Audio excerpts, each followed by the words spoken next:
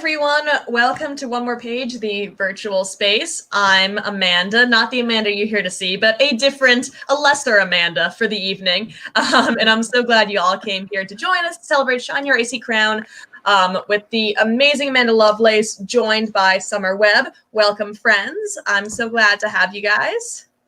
Hello. But before, I will get off here soon. Don't everyone worry about it. But first, I'm going to introduce our guest for the evening. So first we have Summer Webb.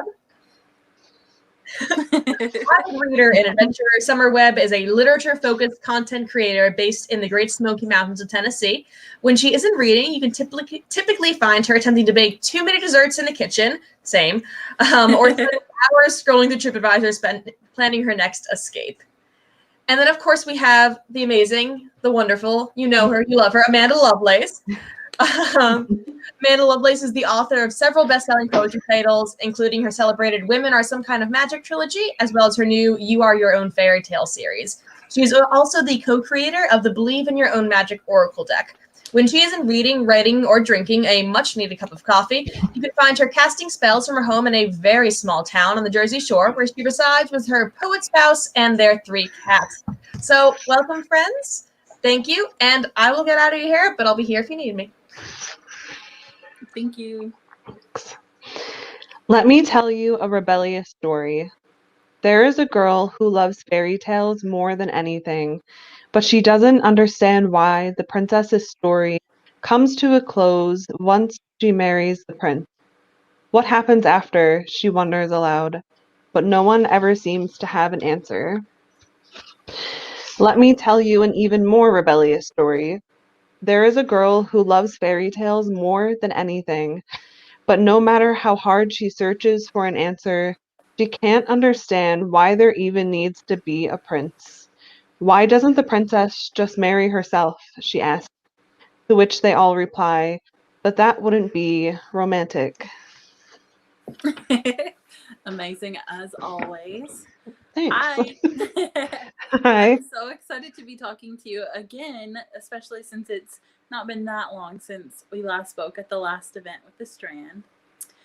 So I am super excited just to see you, but I'm even more excited to be here with you celebrating the release of your 7th poetry collection, Shine Your Icy Crown, which is honestly nuts. I can't believe it's already been 7.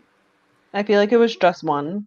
It's been 5 years since the self-publication of Princess. I was just thinking about it the other day. This summer it will be the 5th year, I believe. Wow. I know. That is so insane to me that it's already been 7 collections. That's not even, okay, we'll get into all of that, but that's just poetry collections. Okay, so since we're here to celebrate Shine Your Icy Crown, I thought we would jump right into it with a discussion about how, or why, I should say, you decided to rethink fairy tales for the You Are Your Own Fairy Tale trilogy, which is what Shine Your Icy Crown is a part of.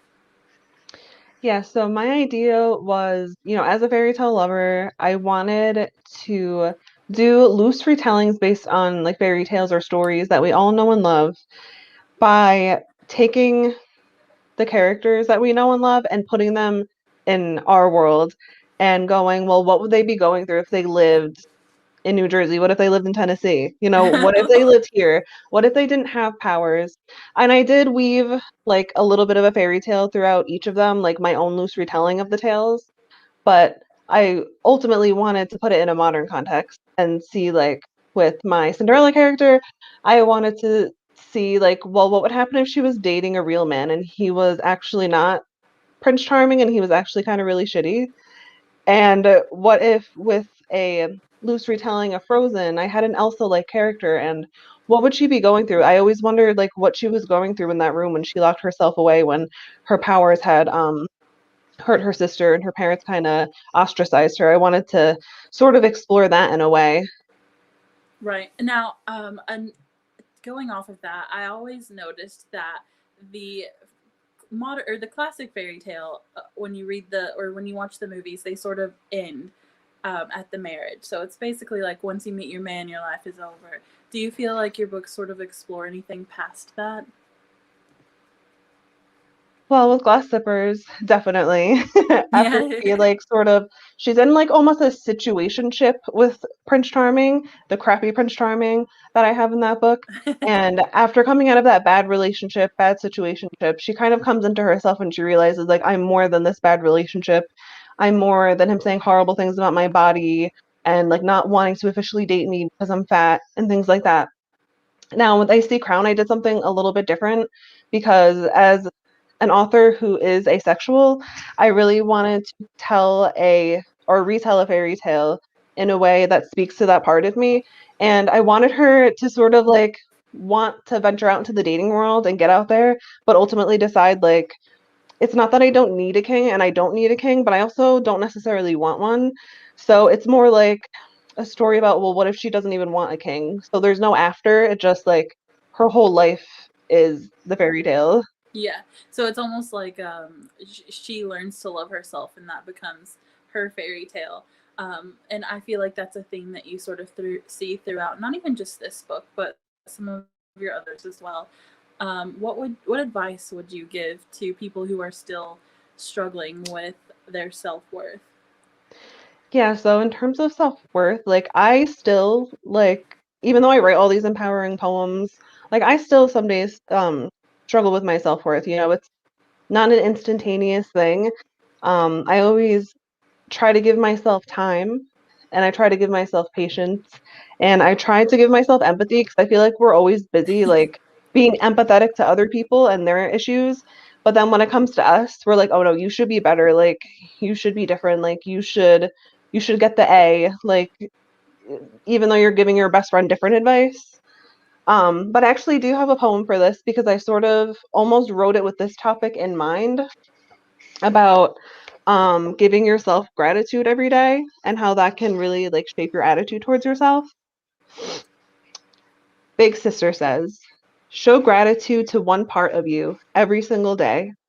If you have legs, thank them for carrying you. If you have arms, thank them for lifting you. If you have a stomach, thank it for filling you. If you have eyes, thank them for showing you. If you have a mouth, thank it for nourishing you. It's time you reconciled with your one and only body. And I'm gonna try to show the art if I can figure it out. Oh, it's so pretty. Yeah, The so art throughout the whole is gorgeous. yeah, she's drawing a little heart on her hand to show I love my hand.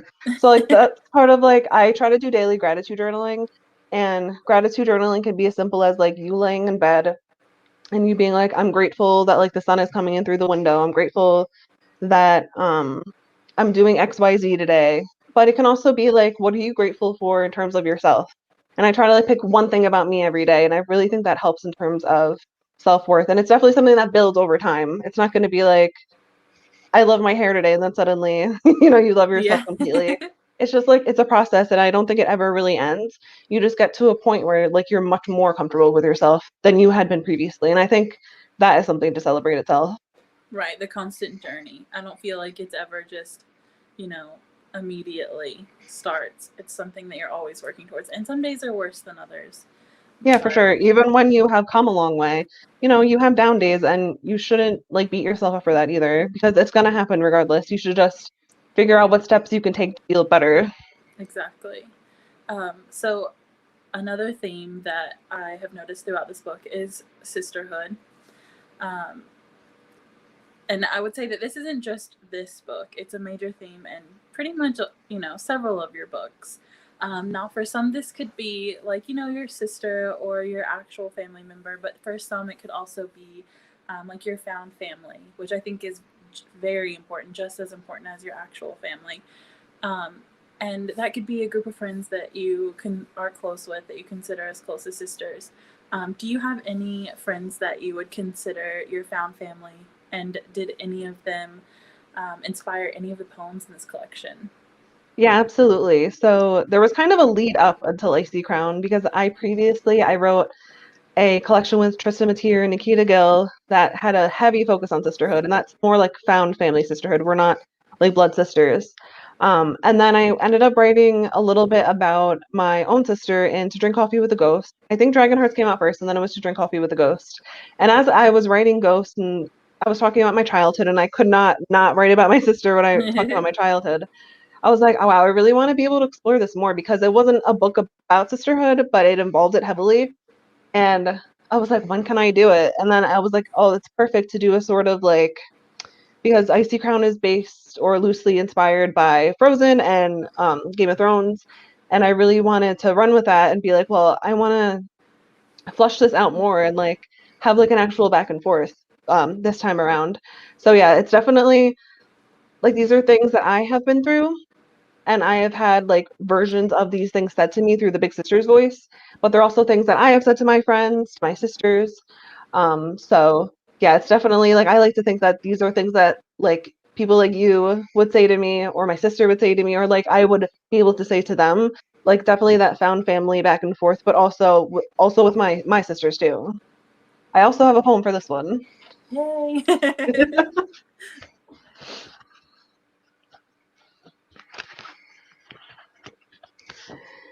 Big Sister says, I'm beginning to realize that sisters are in your life forever, while lovers usually stay in our lives only for but a moment in time.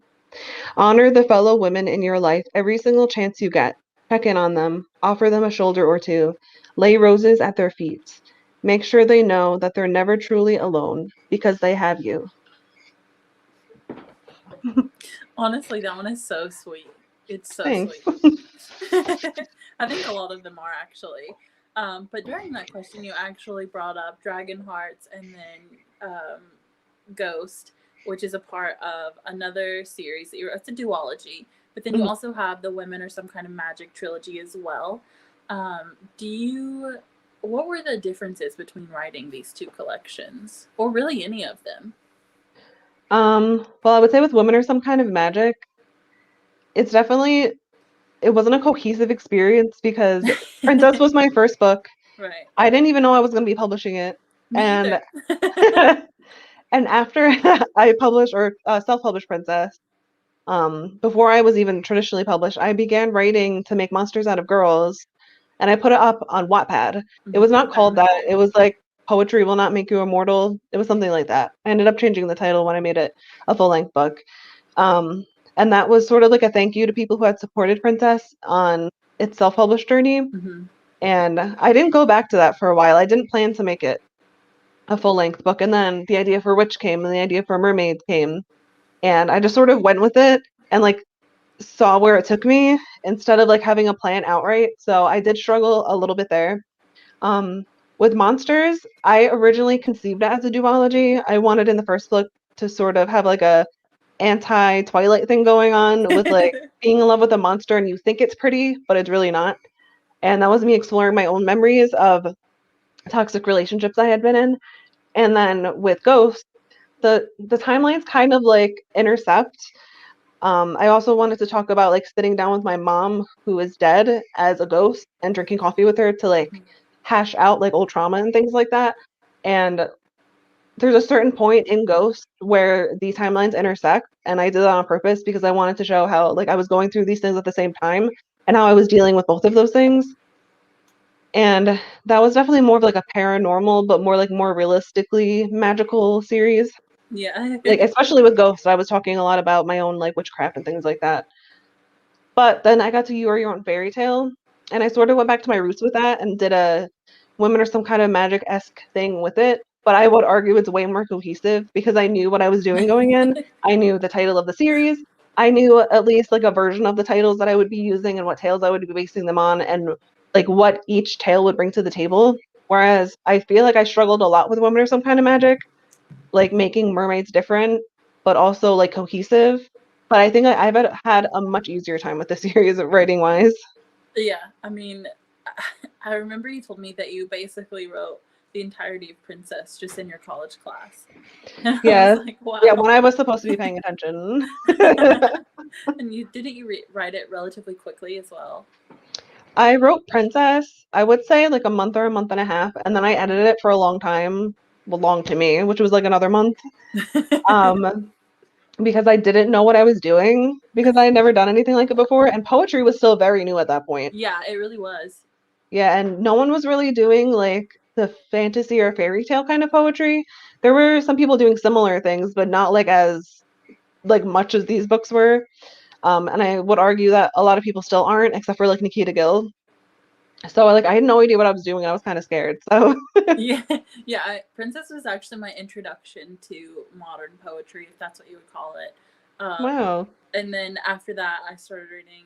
It was like a rabbit hole, I guess, was to everyone. And then I found, Tumblr and and more. But you, speaking of that one, you wrote that, like you said, and when you were supposed to be paying attention in class. And from that point on, which you said earlier was just 5 years ago, you have won like multiple Goodreads Choice Awards. You have been on several bestsellers lists, and you continue to release new stuff all the time. Do you think that all of those accolades make it harder for you to produce content that you're proud of? I think at first when I was a baby author, it was very overwhelming to first of all even be publishing, and then I got picked up by a publisher, and then suddenly I was winning a Goodreads Choice Award without people even knowing I got picked up by a publisher because I won it as a self-published author. And it was just like all at once. And then I wrote Witch, and that won the Goodreads Choice Award. And I did feel the pressure that I needed to keep writing these like huge books with these huge stories in order to like be getting these awards. But the pressure just wasn't worth it to me because it started to impact my joy of writing.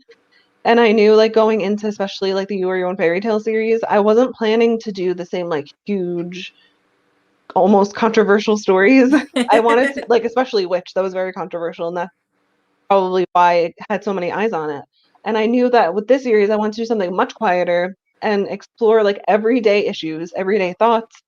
I'm covering important issues, but I feel like I'm doing it in a much different way than I did before. And so I really just try to keep in mind that like I need to write for me and write for the people that I know need the book.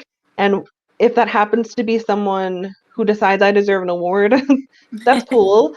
But also like I have to write for me first. And like I can't succumb to that pressure at least, or it's gonna affect my writing. Right. Which book was the most difficult to write? I almost want to say it's the one that I'm writing right now. Well, like in terms of ones that have been finished, probably Mermaids. Although like I feel like they've all been difficult in some way just because books are not easy things to write. But I didn't know what I wanted to write necessarily because I didn't plan it for a series. And I had written a few drafts of it, at least like part of the way through, not knowing what I was writing. And I had to like throw it in the trash a couple times because I had no idea what I was writing. Again, I was succumbing to that pressure, especially after winning the 2 awards. But I ended up writing something I was happy with. Whether other people are happy with that or not, like that's their business. But like I was happy with it, and I was proud of myself for like working through that pressure. And the one I'm writing now, it's not as hard as Mermaids, so I take that back. It's not as hard as Mermaids, but it is hard to kind of wrap up a series, especially when people have expectations after reading the other ones. And this is a little bit easier just because I have it planned out. It's just a matter of me putting words on a paper. Right. So I think we are due for a poem. Please. Every girl, Big Sister says, every girl is trying to survive in a gruesome world that tells her she can never be good enough, no matter what she does. Rest assured, there is nothing wrong with you, nor has there ever been. So don't you dare try to change anything about yourself. Anyone deserving of you will see that you are already worth more than any diamond. All of them. I feel like they get the snaps after all of them. So speaking of writing new collections, can you tell us what you're working on next, or what we can look forward to? I haven't decided when I'm like gonna talk about the title, but I'm okay talking about like what it's about. I am currently writing the next book in the series, the You Are Your Own Fairy Tale series. And it is loosely based on mostly Beauty and the Beast, but there's also, for some reason, I decided to include Alice in Wonderland because it just went along with some of the stuff that I was writing too well, and I couldn't ignore it anymore. So it was very like intuitive at that point, where I just like decided to start including more like Alice in Wonderland inspired things in there. It's ultimately about grief. It's about perfectionism. not just perfectionism as in like, you know, getting the A in school, but like the pressure that comes along with just growing up as a girl. And there's also a lot about queerness because I haven't been able to explore that in many of my books yet, at least to the extent that I wanted to. So this is the book for that. And I'm really, really excited about it. And even though it is difficult to write, I'm hoping people will be happy with it, but I guess we'll see. I'm excited about the Alice in Wonderland aspect just because I think that it sounds different than anything else that you've released so far. Right, and when you think of Beauty and the Beast, you don't exactly think Alice in I'm Wonderland. excited to see how they combine because I don't know that I would consider those like complementary to each other, but Well, it's definitely more subtle because I think even with Icy Crown, even though I had a lot of influences, a lot of it was subtle. And I think with especially this one that I'm writing now, as I've gone along in the series, it's been more creative freedom as you go along. Like Break Your Glass Slippers was very true to Cinderella. It was just like turning Cinderella on its head. And I didn't have a lot of like other inspiration as opposed to like Icy Crown when I went in and I was inspired by Frozen.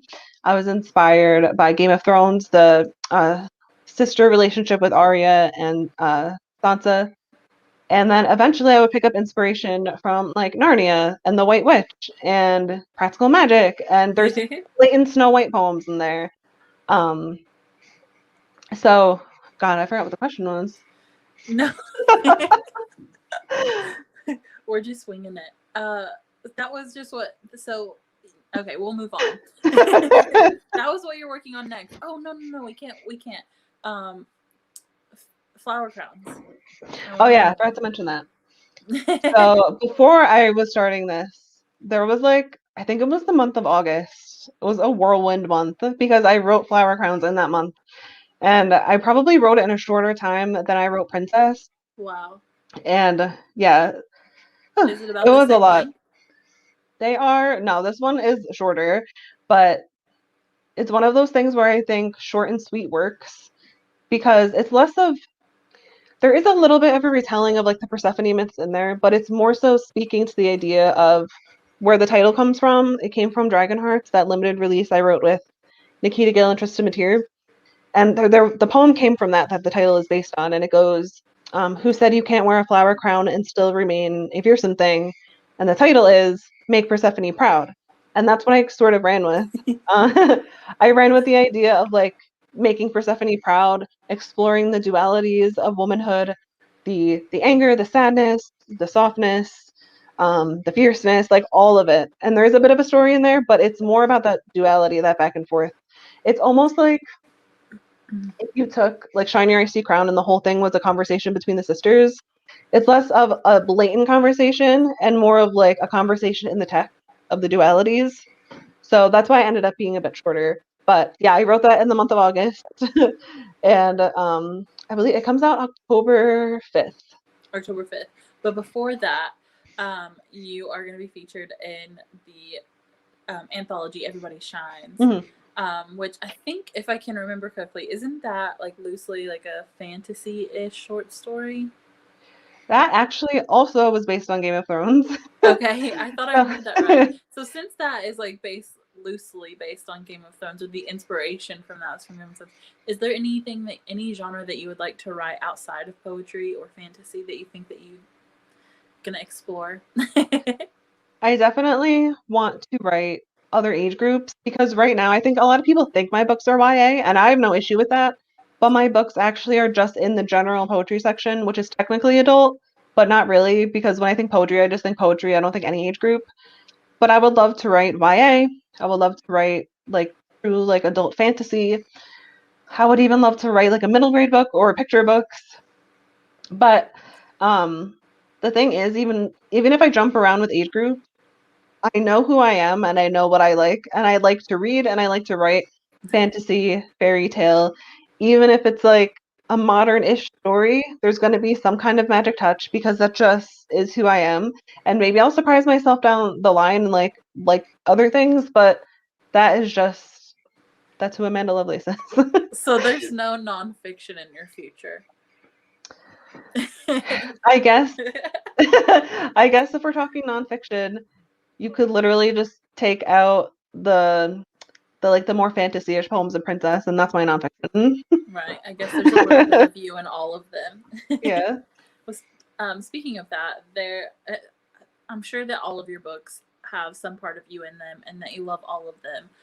But is there a book that you think that more of your readers tend to resonate with, like specifically?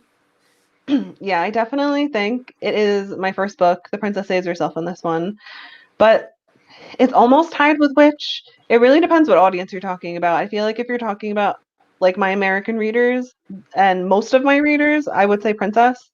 But then if you go to the other side of it, one of my other huge readerships is in Brazil, and I would say like they probably love Witch more, which was surprising to me. I had no idea that I had a readership out there, but they really, really, really love Witch. I'm like tagged in photos every single day of either Witch or a quote from Witch. Yeah, so I guess it really depends on the audience, but I would say most of the time it's Princess, with an exception for Brazil with The Witch Has a Bird in this one. I wonder what it says about me that mine is monsters, to make monsters out of girls. You know, that you're probably one of the few people that would say that. I feel like that is one of my my lesser known books, but like when people love it, it's like their favorite book. Oh, I love it. All right.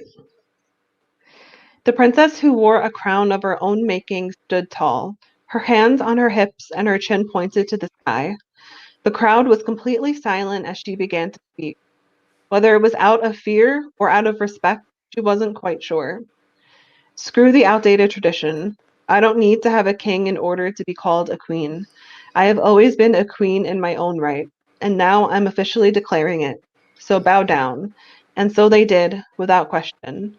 Her unconventional happily ever after. Oh, the mirroring is messing me up. But it's so beautiful, the artwork in this book. It's like delicate but also powerful, and I don't know how there's that balance.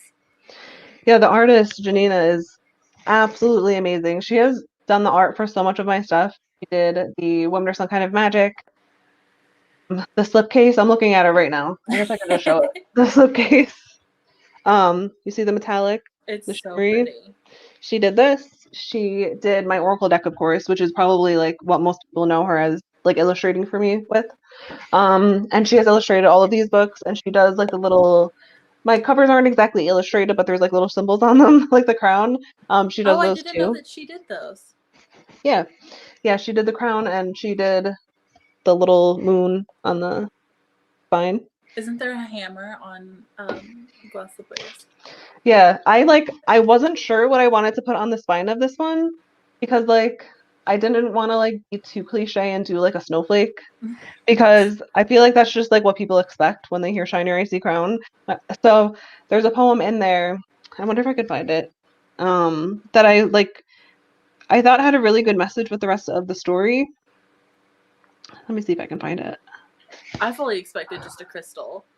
It's on the back of the cover. The only one stopping you from holding the moon in your own two hands is you. Because this book is really about the struggle of growing up in a patriarchy, being a girl and feeling like your power is taken away from you and that you feel so disempowered growing up, and about like taking it back, like no matter what they say. So I liked the idea of like the moon being here to show like she's gonna take back her power, she's gonna make her own crown. So you might not know what to expect just looking at that going in. It's not as obvious as like break your glass slippers with like a hammer and the glass slippers, but I really liked like how much more subtle this is, but it holds a lot of meaning when you like actually read the book. Yeah, she's gonna hold the moon in her hands, and nobody's gonna tell her no. One of the things that I always think about whenever I think of writing poetry or someone who writes poetry is like how deeply personal it is and how it has to be like very exhausting to like bare your soul every day just for other people essentially. Is there like a way that you sort of turn that off at the end of the day, or something that like a ritual or routine that helps you just sort of mellow out after doing all of that? Well, for me, I don't like write every single day. I am a full-time author, and I'm lucky enough that I'm able to not have to write every single day with especially with the kind of things that I write. They are simple, but I have to like sit on them and think about them and think about how I'm going to word them. And that can take a couple of days. So I'm lucky enough to have that time where I don't have to like feel forced. Especially with poetry, I feel like you can tell if it's forced just because there's not enough emotion behind it. So I'm very happy and grateful that I get to sit with poems. I usually write down like bare ideas in my notes app, and then I will compile like so much, and then sit down at my computer and like try to flesh it out, see what I can keep, see what I can make longer maybe. And so that gives me a good time to like pause in between and like check in with myself. Like I put a trigger warning at the beginning of all of my books to remember to like practice self-care before, during, after.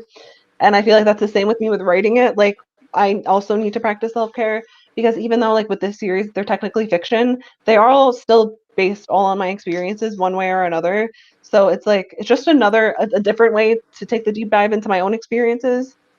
So I still do have to like take that care and make sure that I'm taking breaks and that I'm checking in with myself because these books are like there's a poem right at the end about shadow work, and they really are shadow work. It's all about exploring like your past traumas and things like that, bringing them to light and working through them.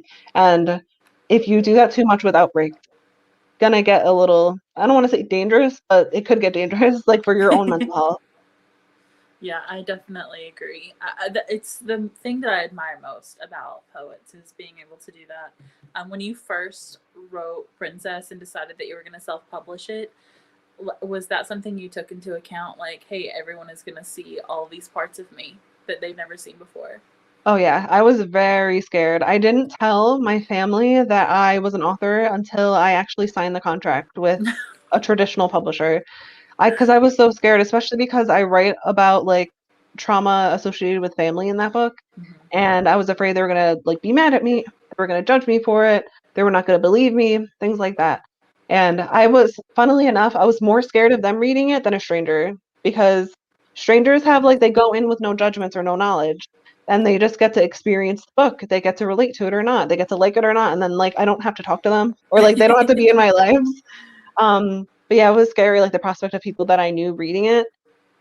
It's oddly freeing now because like it's just all out there and that's it. Like that's it. Is there anyone like in your life who just doesn't read them, not because they don't want to or care to, they just haven't? I would definitely say there's people who don't want to, don't care to, and there's people who just like aren't readers, and it's not something I get offended about. Because like I don't know, they don't expect me to like partake in like an aspect of their job. So like I don't expect them to read my book, so it is really nice I never they thought do. of it like that. Yeah. Yeah. That's definitely an interesting take on it, I guess, that it's just your job, but for me it's like this whole big scary thing that you do every time, like 7 times over and over. Yeah, so it is nice when they read it, but if they don't, like I'm not offended or anything because there is more ways to support your author friends or family other than reading the book, especially if you don't like you just don't like reading, like hyping them up on Facebook or something or like sharing a post. Like that can be support too. And like I don't take offense if they don't want to read it. Right. So speaking of bearing your soul every day for a job, what does a self-care day look like for you? So a self-care day for me is I've been doing that actually because in New Jersey we had a lot of snow. It might be snowing right now because they said it was going to snow again, but we just had snow for like 3 days and I don't even know how much snow we got. It was like a foot. And it's your fault, because you released Shine Your Icy Crown. That's true. You brought this on. And like during that time I decided like at least one day I'm gonna have a self-care day because I love snow. Like it is my favorite. But it's funny because Parker does not like snow. But like it is my favorite thing. So I decided to have a self-care day, and like on self-care days I like to like meditate. With snow days it's fun because like meditation can be a lot of different things, but with snow days you can literally just watch the snow. And if you like get relaxed enough, like if you want to call that meditation, go ahead. Yeah, exactly. What else? So tarot and like oracle cards, they're part of my everyday thing. Like I do tarot and oracle cards every day, every single morning. But during self-care days, I love to do like self-care spreads. Biddy Tarot has really cool self-care spreads. And then reading is another big one. Especially like if I'm doing a self-care day, I like to read something that's not poetry, not related to like what I do every day, sort of like to get my mind somewhere else. Exactly. Or even just having coffee is my self-care. Did I have 3 cups today? I think so. Oh my gosh. Even though I know you can, you need not take on everything at once. Show yourself some kindness. Take off your armor, put away your sword, lay each of your arrows down. I promise it can wait until tomorrow. It's time to rest. That's my self-care poem. Oh. We just got a good question in the chat, actually, that sort of goes along with this, and I wanted to go ahead and ask it. But it is from Lee Moore, and it says, do you have a favorite Oracle deck? I use yours all the time, and I love it, but I was wondering if you could recommend another deck. Thanks so much. It's time for another show and tell, like I did with the last one, because I'm at my desk where I do tarot, and this is my favorite Oracle deck. It's called Oracle of the Fairies, and it's by Karen Kay. I use this every single day. I sometimes use a combination of decks, but this one I always use. It wasn't even my first Oracle deck. It was just one I came across that I just like became attached to really quickly. I love fairies, and I just love there's a lot of diversity in this deck, racial diversity, age diversity, body diversity, and I really, really just love that deck. And it's like one of those decks where it seems very like, and it can be very like soft and loving, but there are cards in there that like call you out too. So it's like you get a bit of both worlds. So that's why I really like it. I like all of it all together, all of it. He said it's so good. So this is a question that I specifically want to ask you. Do you attribute any certain books or authors to your decision to write your own, or was it just something you felt you should do? So there's a reason why my usernames are bookmad. It's because I love reading. I do feel like I have been more of an inconsistent reader in the last couple of years, but since I was little, like all I've done is read. It's my like number one escape, and it feels like the Hunger Games to try to like to try to pick an author that like yes, they're the reason why. It's like just all of them. And I would especially say Holly Black. She, when I was growing up, I think I started reading her when I was like 12 years old. I'm almost 30 years old. She's finally like getting her moment to shine right now with the Cruel Prince series. I know it just ended, but she's still like, she's one of the biggest YA authors there is right now. And I love that she's finally getting that time to shine because when I was like 12 years old, that's when I picked up her book Tithe, which is part of, I think it's called A Modern Fairy Tale, the series. It's 3 books. It's Tithe, Valiant, and Ironside. And those characters eventually went on to be in Cruel Prince, which was like wild for me to read because I was like reliving my childhood. But I love the like what she does with, I guess you would call some of her books like urban fantasy, where it's like partly in our world, partly in a different world. And that really affected me. You can tell with my books, I write like partly in a fairy tale, but partly in our world. And I really, really just love her books. That series, the Spiderwick series, everything she's written with fairies. Definitely affected the way that I write, especially just like the fairy tale aspect, especially like because she is like her fairy tales are like almost gruesome, but they're still like pretty, and I really like that aspect of it. And then in terms of poetry, I would say Emily Dickinson is my favorite poet ever. Me and my spouse have toured her house several times in Massachusetts because Take me next time. yeah, Go. we should go. It's literally such a cool experience, but let's not go in summer because it gets so hot in that house. I don't want to do anything in summer. I don't like the snow, but I don't like it to. I want it to be the temperature of snowing, but without the actual slush. Like cold. So let's plan it for like not October either. I feel like that's really busy, right? Yeah, absolutely. November. So we also did get a question from Parker, and it is, first of all, it's a little offensive because all you should get at Dunkies or Dunkin' Donuts is coffee. But what is your favorite non-coffee order from Dunkies? Non-coffee order from Dunkies. I'm trying to think. Oh, obviously the chai. The chai is amazing. I'm pretty sure it's vegan. So like just a disclaimer, like I'm pretty sure it's vegan. I get it with oat milk. Oh my God, it's the most amazing thing. And the matcha I really like too. With oat milk. Mine would be like the frozen hot chocolate thing that they have, and also a Boston cream donut. They don't have vegan donuts yet, I don't think so. I think they're like thinking of doing it, and they've been thinking of it for like a year or two. Come on, they got to get it together. If they could release vegan things like you release poetry collections. Imagine the world would be such a poetic place. Okay, so the next question I have here is, what are you currently reading and loving? So this could be books, whatever you're loving. It could be a deck, just anything. Well, actually, the last, I want to say 3 or 4 days, I flew through a new book called Three Dark Crowns. I had no idea what to expect going into it. It's a YA fantasy book, high fantasy. I had no idea what to expect going in, but it's literally one of the best books I've ever read in my entire life. And I do not say that ever about books. Like, I like books, I love books, but I want to say, like, I want to compare it to Game of Thrones, but that would be an insult to Three Dark Crowns because that's how good it is. Wow. The plot twists, it's literally so amazing. I went to a couple of my friends and told them after I finished reading it, and they were like, "We're buying it because you don't talk about books like this, like ever."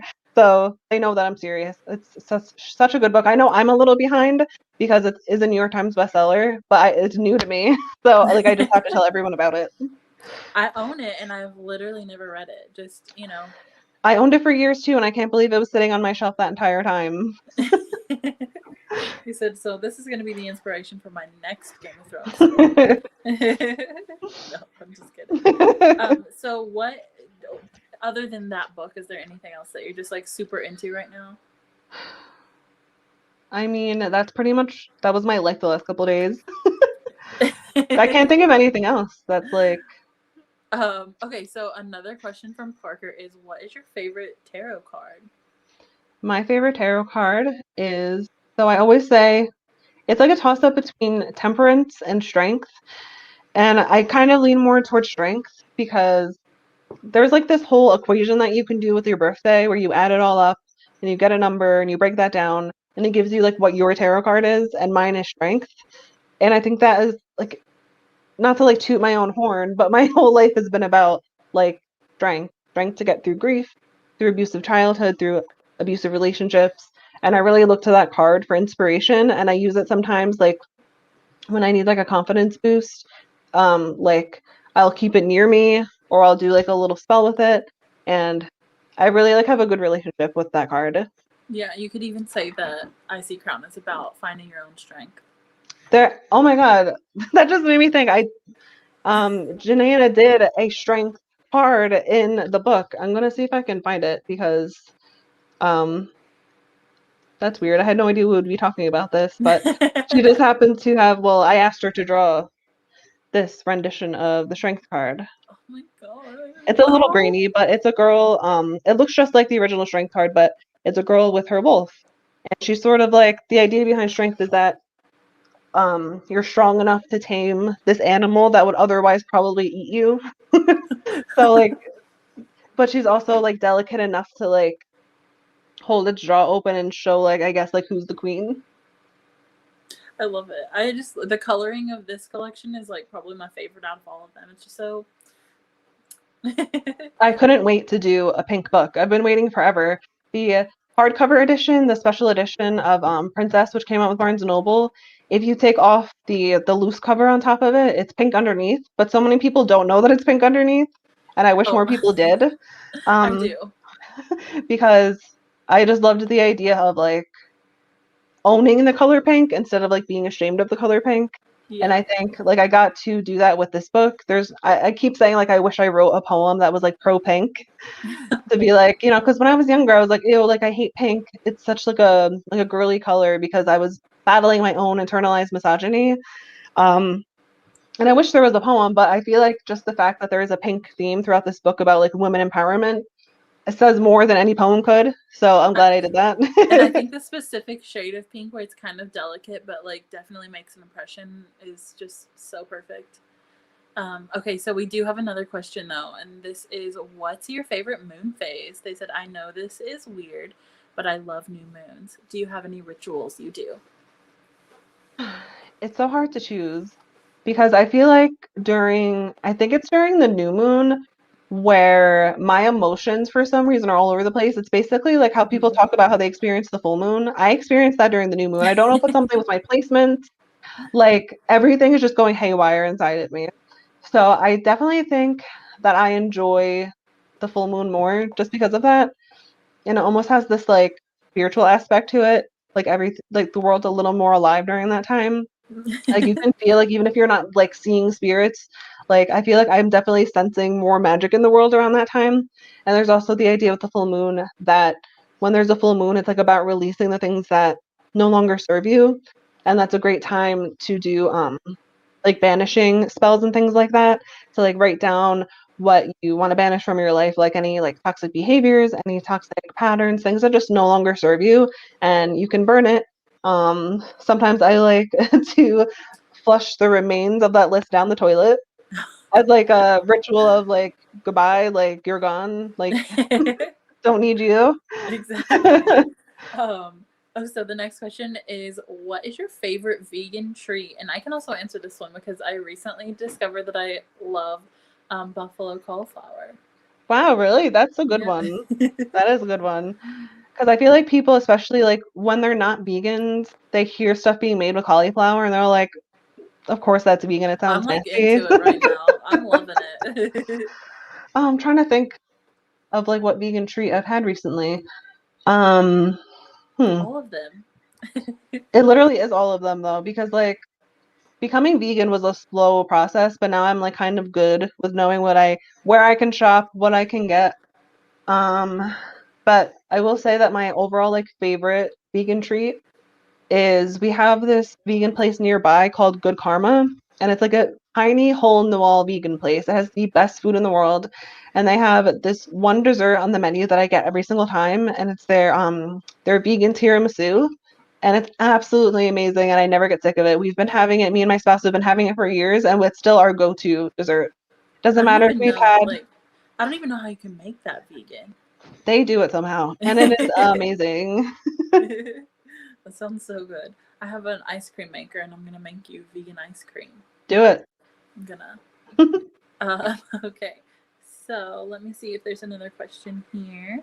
What do you hope your readers will take away from Shine Your Icy Crown? I have a poem for that because it says it better Yeah. than I probably could.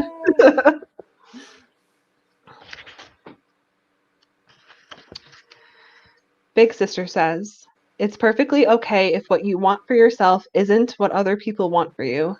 This is your fairy tale, darling.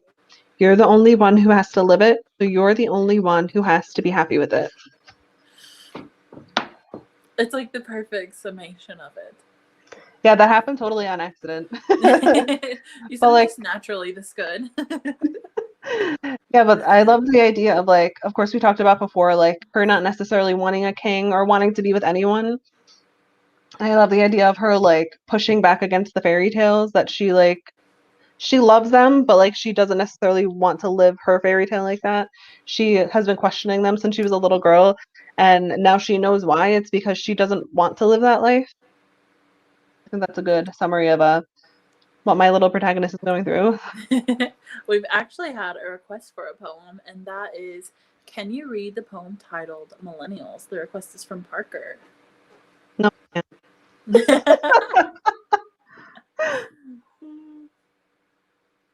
They always do this. Okay, so I'm going to tell the story. So it was when I was doing a tour, I guess for Princess. I didn't really go on a tour, but I did some events here and there.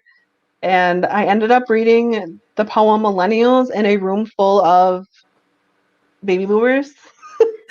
And I didn't realize going in that was what my audience was going to be, but I still read it and I don't know why. So it's like this like inside joke in our house between me and Parker. And now I get embarrassed every time I read it because they'll be in the audience and they'll be looking at me with like this big grin on their face. And now we can't even see the audience, so I don't know how many boomers are here.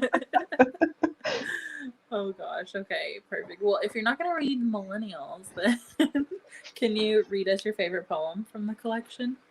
Yes, I can. So I went back and forth about this because there's like 3 or 4 poems in here that I would definitely call my favorite. But I think this one is my favorite because it basically kicked off the whole story for me when I was first writing it. When she daydreams, she's never sitting beside the one who rules. No, she's always the one who does the ruling. Along the way, someone comes up to her and tells her that women aren't mighty enough to do it all on their own. Just like that, all her hopes crack and splinter, and she never sees the world the same way again. Titled Patriarchy.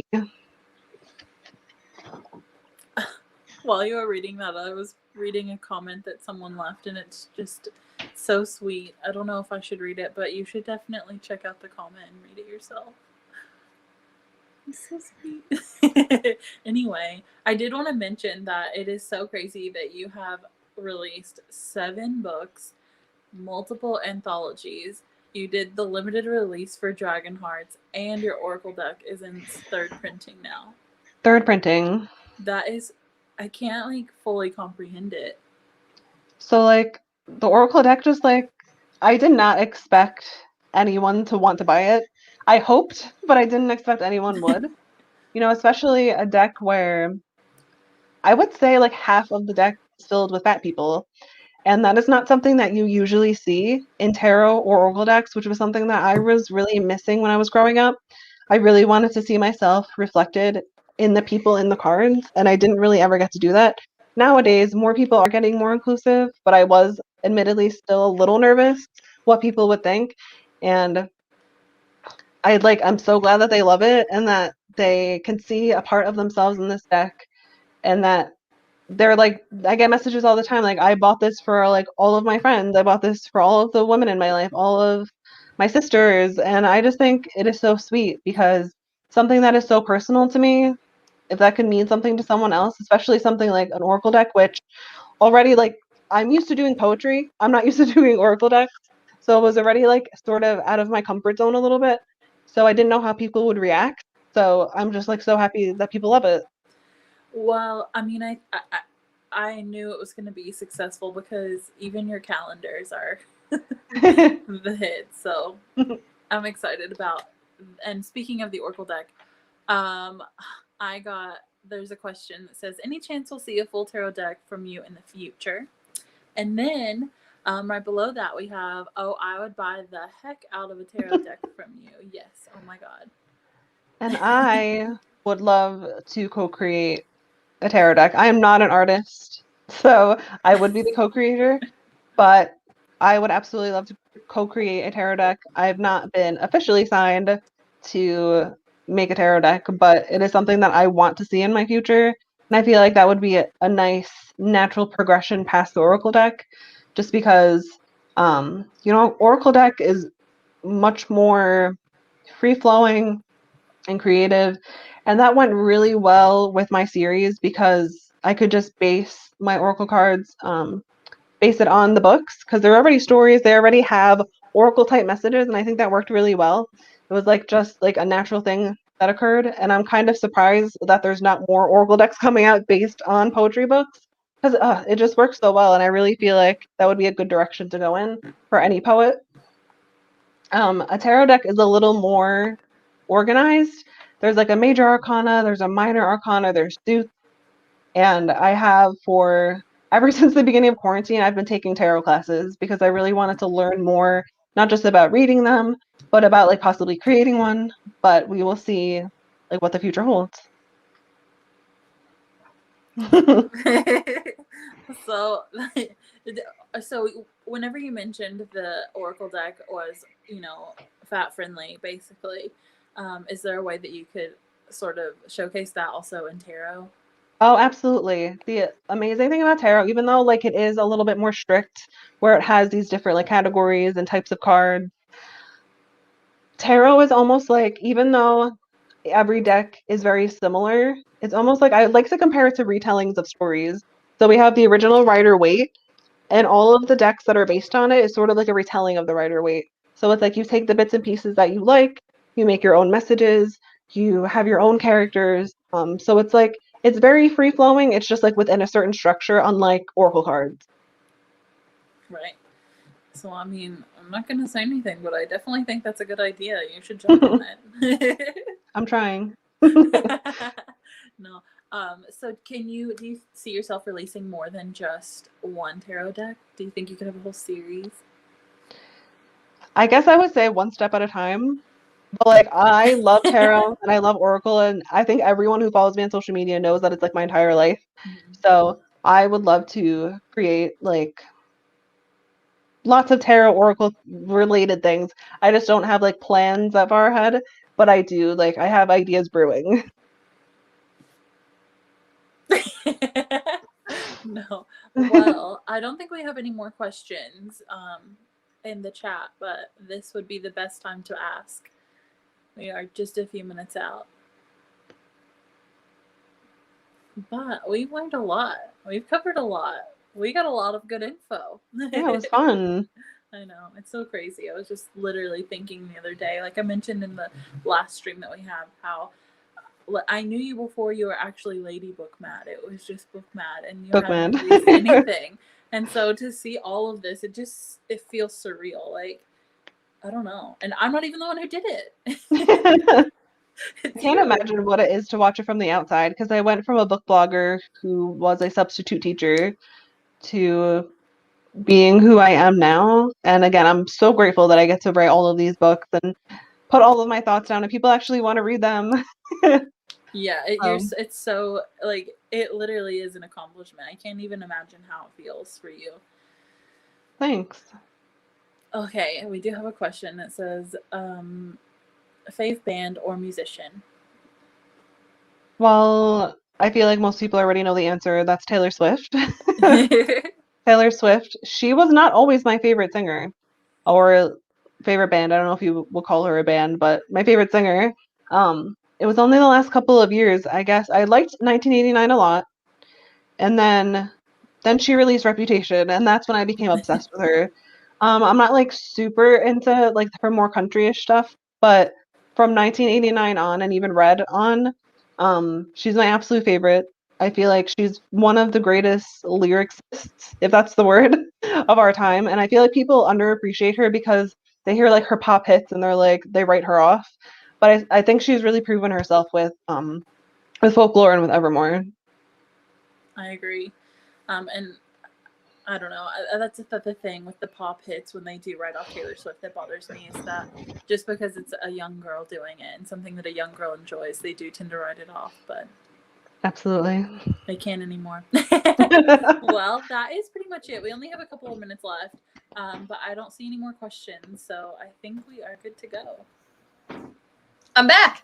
Yay! All right, well, thank you both so much. This was fabulous. And if nothing else, your Taylor Swift conversation is the same one we have at the bookstore every morning while we're like drinking our tea getting started. So hard same. But this was lovely. And thank you to everyone for joining us from all over the place. We really appreciate you coming to be here with us in these virtual spaces. It means a lot to help keep small stores like us going. I put the links to buy Amanda's book, which we still have signed book plates for, which is very exciting, in the comments on both YouTube and Facebook. So you can see them there. You can also just like search on our website. It's got a search bar, so that's fairly straightforward to use. But thank you, Amanda and Summer. Thank you so much for joining us. And thank you, everyone else. Have a great rest of your evening. Thanks. Bye.